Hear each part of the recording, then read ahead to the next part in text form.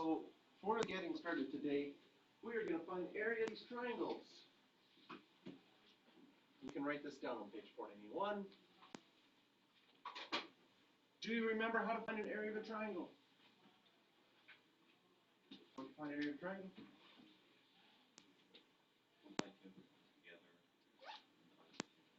Right, 1/2. Okay, so is it okay if I write a formula here that you know for area of a triangle is 1/2 base? Does that ring a bell? 1/2 base times height? Sometimes it's written that way, sometimes it's like base times height divided by 2. But that's your area of a triangle. So look at triangle number 1. What's the problem? Do we know what the height is? No. So triangle 1, we have a problem. If I can draw it in here in green, here's the height. We don't know it. Can you see that's also a problem in triangle 2? So we have now tools that could help us solve this. Because if I need the height for the formula for the area, the question is, can I figure out that height? Is there a way, using the mathematics that I know, to figure out that height? Also, does it make sense that every time you're finding the height, it's right at a 90-degree angle? So in triangle number 1, I'm going to label this one as triangle number 1, and this one is triangle number 2. In triangle number 1, we could possibly find our height, because we have a right-angled triangle. Do we have enough in a right-angled triangle? Okay, as soon as you make a right-angled triangle, you can go back to grade 10 trigonometry. The only things you learned in grade 10 trigonometry were SOHCAHTOA, and you reviewed a squared plus b squared equals c squared. Like grade 10 trigonometry, as far as amount of content you learned, was quite small. You learned SOHCAHTOA and how to solve it. Could you use SOHCAHTOA in a triangle now to find h? Yes. We could, in triangle number 1,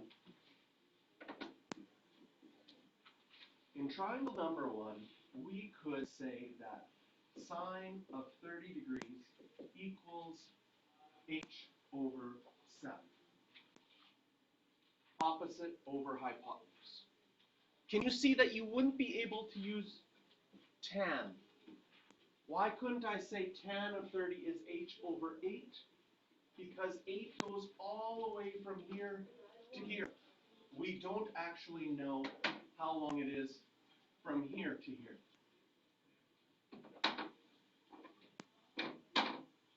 But I could solve for this. Oh, and this is a great morning for mental math. Without a calculator, what's that equal to? Do you remember sine of 30? It is 3.5. Excellent.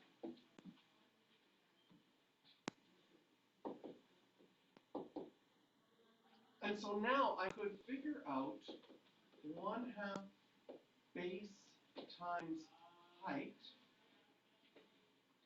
I could put in 8 for the base and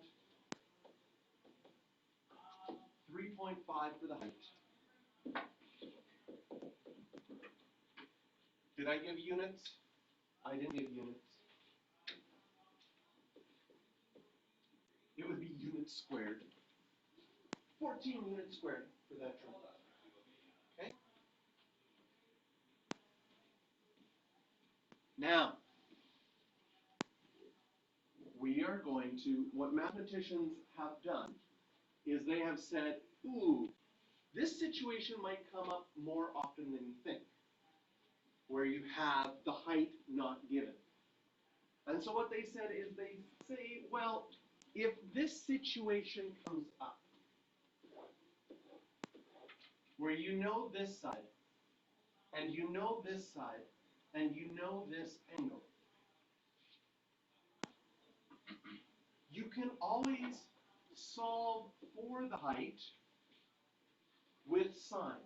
And I'm going to scroll up here. Can you see that we solved for h? I'm going to put a yellow yellow box around it right here.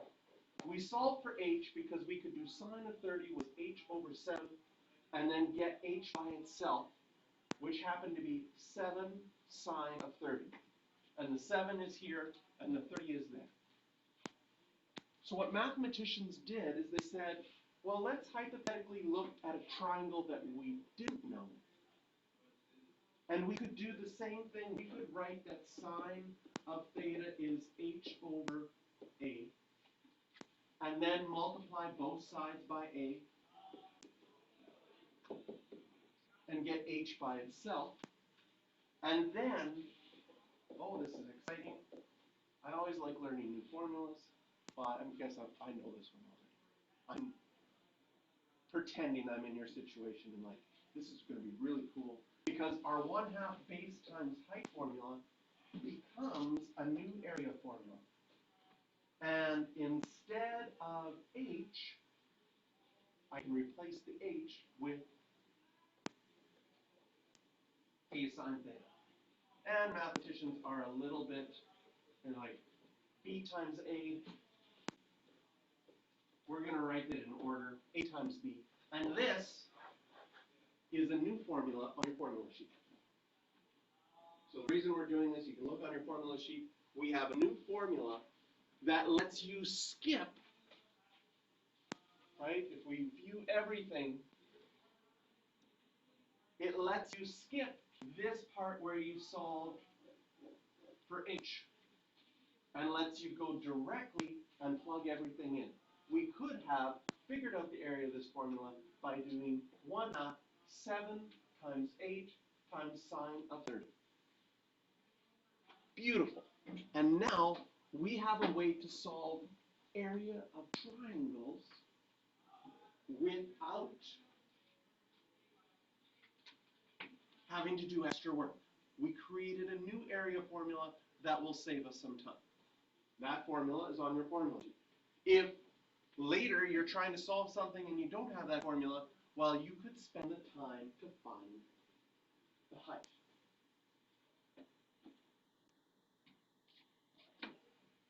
I'm going to draw a line down here. There we go, perfect. And we're going to look now at triangle number 2. Okay? Triangle number 2 has extra problems because if we look at the right angle triangle on its own, right? I can either look at the side with 5 or the side with the 7. If I look at the side with 5, unlike here,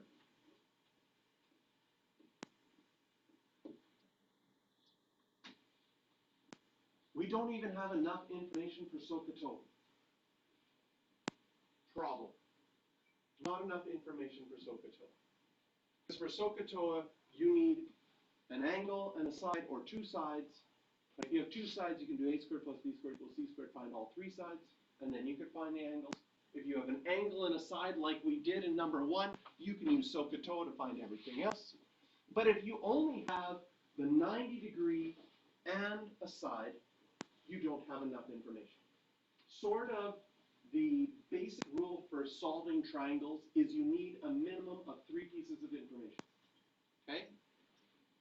In number 1, you had the 90, the 30, and the 7. Perfect. The only 3 pieces of information that's not enough is if they give you all 3 angles. If I tell you all 3 angles, you can make a bigger or smaller triangle with those same angles. There's not enough information to solve. But generally speaking, you need 3 pieces of information to solve for something. Currently, we don't, in the little triangle, have 3 pieces of information. However, we do on the blue triangle have 3 pieces of information. Can you see that? So when you have 3 pieces of information on a triangle that's not a right angle triangle, then you're going to go to your sine law or your cosine law. You're going to check your sine law first. What is the requirement to use the sine law? What do you need? You need an angle and its opposite side together. So since we have no angles, we cannot use our sine law. So to start, this one, number 2, and this is what we were in the middle of last time, we need our cosine law. Our cosine law has 2 formulas. The formula that we're going to use is the second one that we wrote.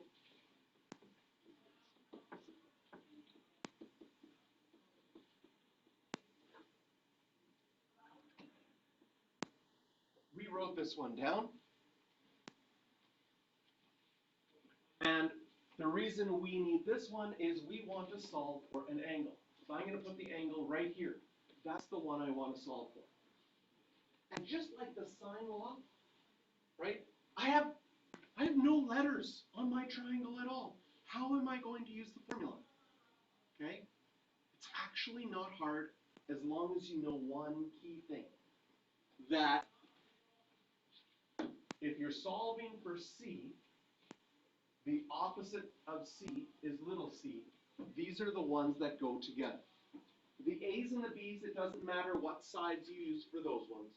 But to break down this formula, if I'm solving for theta, so if I'm going to write cos theta equals, what number am I going to put for the C? Opposite of the theta is the 7. So that's going to tell me this is the 7 squared. Now what's A and what's B? It really doesn't matter. You can use A is 5 or A is 10. It won't matter. So we can just write, okay, so 5 squared plus 10 squared over 2 times 5 times 10.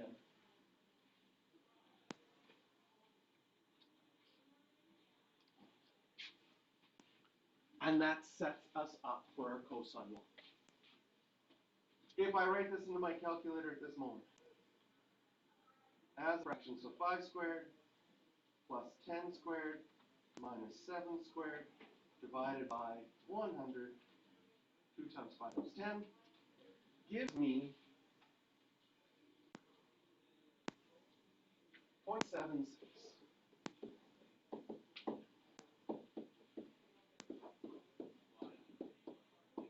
Cos is positive according to my Castor rule. It would have to be in quadrant 1 and quadrant 4. Given the situation, can you see that quadrant 4 is not possible? Because if we look at our triangle angles add up to 180.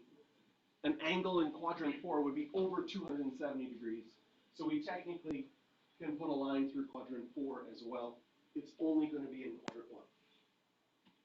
And so if we want to find our angle in quadrant 1, your reference angle is the same as your angle, so you can just do cos inverse of 0.76.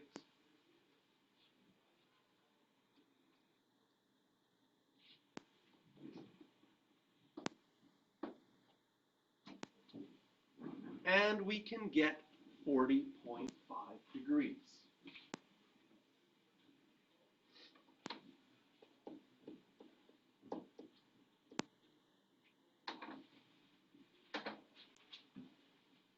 And if we did this, can you see that now we have created a situation that is the same as number 1? So in number 1, I can now use my new formula. My area formula is going to be 1/2 5 times 10 times sine of 40.5. I go to my calculator, I type this in,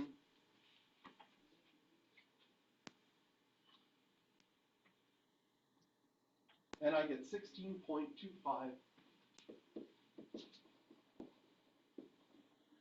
units squared.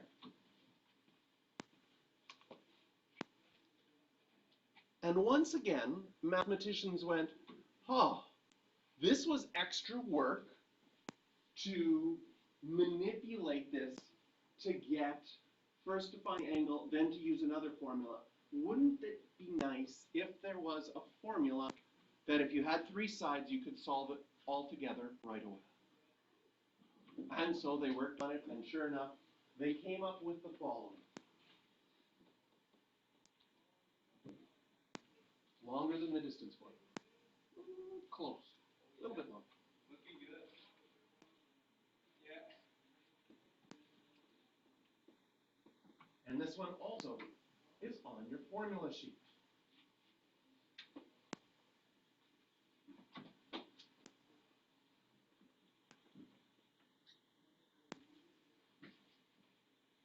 The area will be the square root of s times s minus a times s minus b times s minus c, where s is a plus b plus c divided by 2. S is called a semi-perimeter of a triangle. Perimeter means you go all the way around. Semi-perimeter says, right, all the way around would be a plus b plus c. Semi-perimeter says, oh, just go halfway around. So a semicircle is half of a circle. Semi-perimeter is half of the perimeter. So what we would do in this question, can you see in our questions, our side lengths were 5, 10, and 7? So if we added them up, 5 plus 10 plus 7, and divided it by 2, we would get a semi-perimeter of 11. Using the formula then, and we're going to check to see if this actually results in 16.25 just like before, you would get the square root of 11 times by 11 minus 5, 11 minus 10, and 11 minus 7. We're going to type that into our calculator.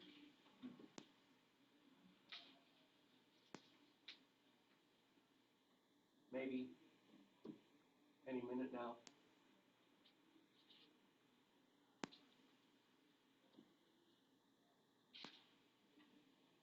We got the square root of a not responding calculator. You know, the problem with this calculator, it's solar powered and there's no windows in my classroom. There we go. Square root of 11 times, mental math, can you see that? That's going to be times 6 times 1. I wouldn't have to write that times 1 times 4. Really crazy simple formula. We get 16.25, exactly all the decimal places perfectly, just like before. So this is also on our formula sheet, and that is a special formula if you know all three sides.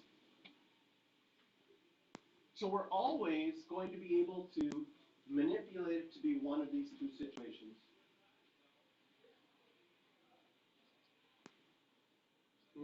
Sometimes you might have to do a little bit of extra work, like a sine law first. But these are the two most typical new formulas for your area of your triangle.